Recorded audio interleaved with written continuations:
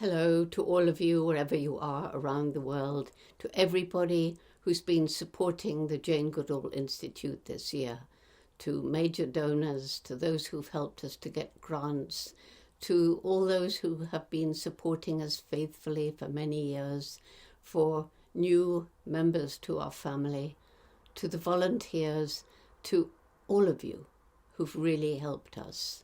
My deepest, deepest gratitude.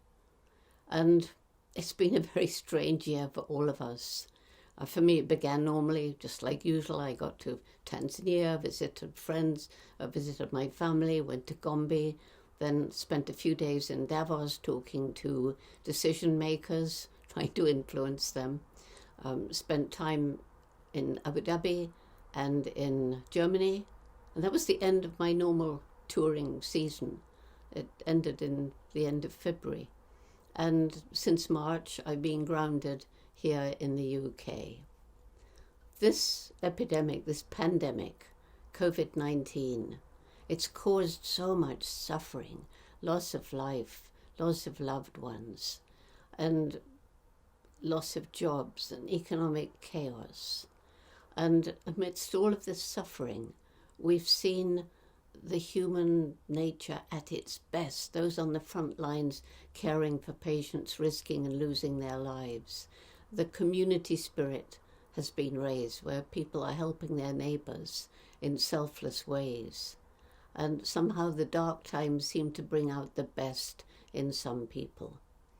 But the other silver lining to this pandemic is that more people understand that we brought it on ourselves.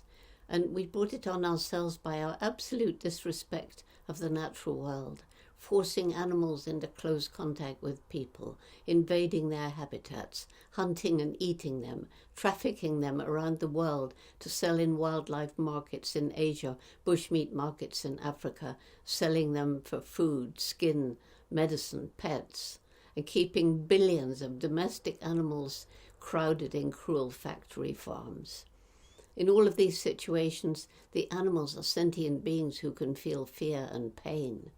And in all of these situations, we have created an environment that makes it really easy for a bacteria or virus to spill over from an animal to a person, where it may create a new disease.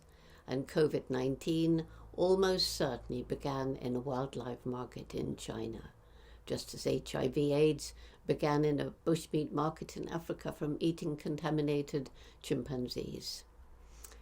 When I was grounded, we created a virtual Jane. I thought I was busy when I was on tour, traveling around the world. That was nothing compared to this. I feel exhausted at the end of every day, but again, a silver lining. I was able to reach millions more people in many more countries with what I believe is a really important message, and that is, as we emerge from this pandemic, as we shall, we must get together to tackle a far greater threat to our future, climate change. Already the effects of climate change are felt all around the world, changing weather patterns, worse storms, worse flooding, droughts and wildfires, melting ice and rising sea levels. And as with the pandemic, we have brought it on ourselves by our absolute disrespect of nature. People living in cities may feel that the destruction of the rainforests or the pollution of the ocean don't affect them, or the loss of biodiversity doesn't affect them, but it does. We are part of and we depend on the natural world. We know that burning fossil fuel releases CO2 into the atmosphere, adding to those greenhouse gases that are trapping the heat of the sun. But CO2 is also released when we destroy forests, and we destroy with the forest all the rich biodiversity that lives there. We depend on healthy ecosystems, all of us, for fresh water, clean air, for food, for clothing, for everything.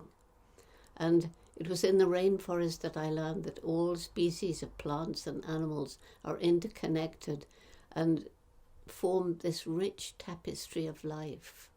And that that biodiversity is what makes a healthy ecosystem.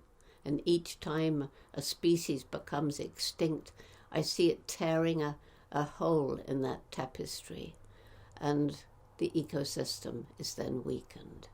And today, many ecosystems are so weakened that we are close to collapse. The silver lining here is that there's greater awareness, a greater understanding that we must change our ways, an understanding that we cannot have unlimited economic development on a world with finite natural resources and a growing population. And already in some places, those natural resources are used up faster than nature can replenish them. People are beginning to understand we need a new relationship with the natural world, a new and sustainable and greener economy. And JGI, in many ways, is helping us to move in this direction, because we are protecting forests and all the species that live there, and many other environments too. And we're educating and working with local communities and young people, helping to spread the message, helping them to understand. And so once again, I want to thank you for continuing to support our work during this very difficult year, despite the personal problems I know that many of you face. And because of all your support, we've been able to provide extra money to meet unbudgeted expenses to keep chimpanzees safe in our sanctuaries. Your help was desperately important for sanctuaries that have depended on visitor fees and donations. We've had to close the sanctuaries to keep the chimps safe. They can be infected with COVID-19 almost for sure, though luckily none of them so far have. We've done our best to keep safe the wild populations that we study and protect in Tanzania, Uganda, the Democratic Republic of Congo, the Republic of Congo, Senegal and Mali. And of course it's difficult. Chimps move in and out of protected areas, as do people. But we've done our best to close the areas to tourism at least, and to try and support and educate the local communities. This year has been especially difficult for young people and their parents and their teachers. So many children have been forced to isolate, sometimes in very small, cramped apartments, and denied the contact with their peers that is so important for their good development. And again, JGI has done its best to help, as our Roots and Shoots team has been providing activities that children can do at home and help them whenever possible to interact virtually, to connect virtually. And again, it's your help that's enabled us to keep these programs going. And now we're about to start a new year, 2021. We'd all hoped we should have said goodbye to the pandemic by now, but alas, in some countries infection rates and deaths are still high. But the good news, vaccines have already become available. Thousands of people have been vaccinated in China. The first people have now been vaccinated in the UK. And in other countries, time for vaccination is coming close. You've all heard me talk about my reasons for hope, and the human intellect is one of those reasons. Scientists have been working flat out to develop these vaccines and search for cures and more effective tests.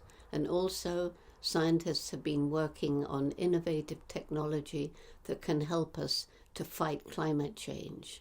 And people are beginning to use their brains to think about ways that each one of us can live sustainably. The resilience of nature is another reason for hope. Destroyed habitats can be restored, and animal species on the brink of extinction given another chance. We're using our intellect to help solve the problems that we've created. And then, of course, a major reason for hope is our young people, and we're seeing them everywhere around the world rising to the challenge of the times. Finally, there is that indomitable spirit that drives us to try to tackle problems that seem insoluble, and so often we succeed and inspire others along the way. So let our New Year resolution, all of you JGI family be to leave light ecological footprints, to think about the impact we make each day, to make ethical choices in what we buy, move towards a plant-based diet. Together we can slow down climate change and the loss of biodiversity. We can reduce the gap between rich and poor. We can fight to eliminate discrimination, cruelty to animals, and ignorance. And we can work to achieve a more just world. When we work with head and heart in harmony, we can attain our human potential. It's happening. So in 2021, knowing that we can make this a better world, let's get together and raise a rallying cry. We can and we will work for the future of all life on planet Earth. So, one final time, my heartfelt gratitude for your support in these tough times and for giving me the strength to carry on. Thank you.